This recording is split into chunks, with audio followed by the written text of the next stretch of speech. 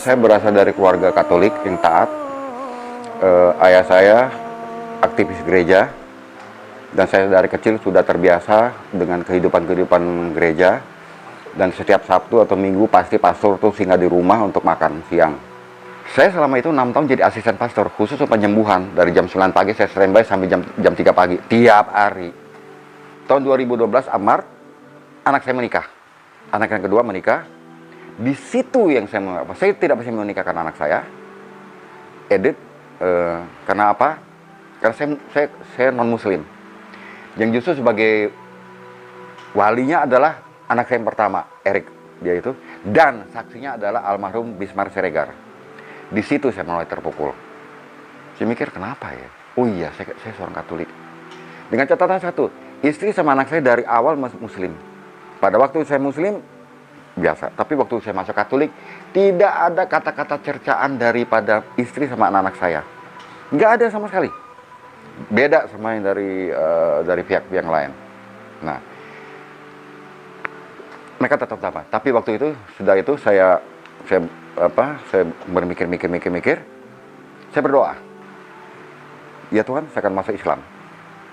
Sebab itu semua istri sama, bukan karena apa-apa, karena apa? Di sini saya merasa terpukul dalam hati. Kembali hati loh. Itu benar terpukul benar. Kemudian wakil keluarga kami, Pak Bambang Sudianto, dia adalah ketua DKM-nya Masjid Al-Usa. Saya bilang, Pak Bambang, saya mau masuk Islam. Tolong Pak Ustadz, syahadat. Untuk apa? Saya mau pelajarin. Saya mau pelajarin ini, kalau sudah saya siap, baru saya akan kasih tahu Pak Ustadz. Oke? Nih, Ed. Saya pelajarin ini 6 minggu. Persis seperti Pak itu bilang, itu berat. Sangat berat.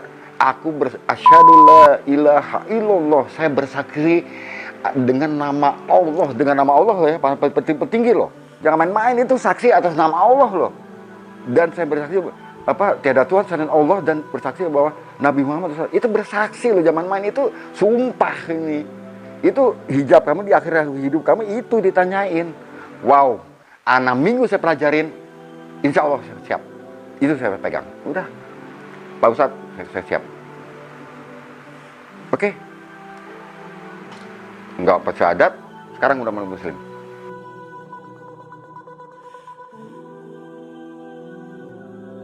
Saya memang dari 2000, setelah masuk Islam 2012 saya cari-cari nih grup Mualaf Center Bab. Kenapa?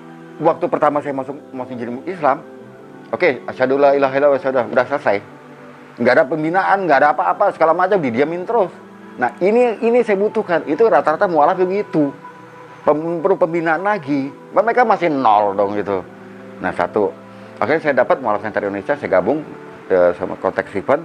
Maka saya ditempatkan diamanahkan sebagai anggota Dewan Pembina.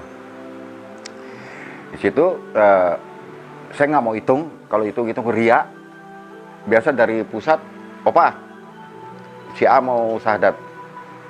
Oke, nama siapa, biodata dapat, saya kontak mereka, saya ketemu dia berapa hari sebelumnya, sebelum syahadat di Al-Aqsa. Pertama saya tanya, Anda siap jadi Islam? Siap apa? Oke, bukan siap ini loh. Hati kamu menjadi Islam tuh nggak enak. Anda bisa dibuang sama keluarga kamu, apalagi kamu mualaf lagi. Kamu bisa dibunuh, kamu bisa ini nih, bisa kamu tidur di gelandangan, bisa itu. Enak, mau apa tidak? Jangan main-main jadi Islam itu loh. Rata-rata semua saya tanya begitu. Bapak saya pahitin, jadi jangan hanya di lip service saja. Jadi benar-benar dari hati. Bahwa apa yang saya alami saat itu kemarin itu semua dari hati. Allah melihat, oh kamu Islam, masuk Islam tidak dari hati kamu. Maka saya jadi ketua DKM segala macam, tapi tidak di sini, hanya di sini doang.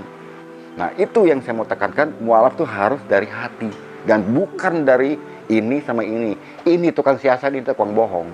Tapi ini tidak bisa dibohongin.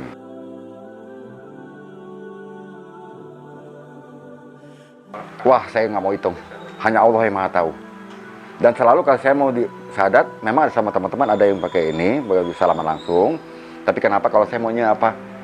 Di masjid, tempatnya lebih suci. Kedua apa? Keinginan saya apa? Berbagi pahala kepada orang lain. Udah, itu aja deh. Misalnya kan disaksikan banyak orang kan gitu. Mau itu alangkah indahnya kalau saya dapat pahala dibagi ke orang-orang yang sekitarnya juga gitu.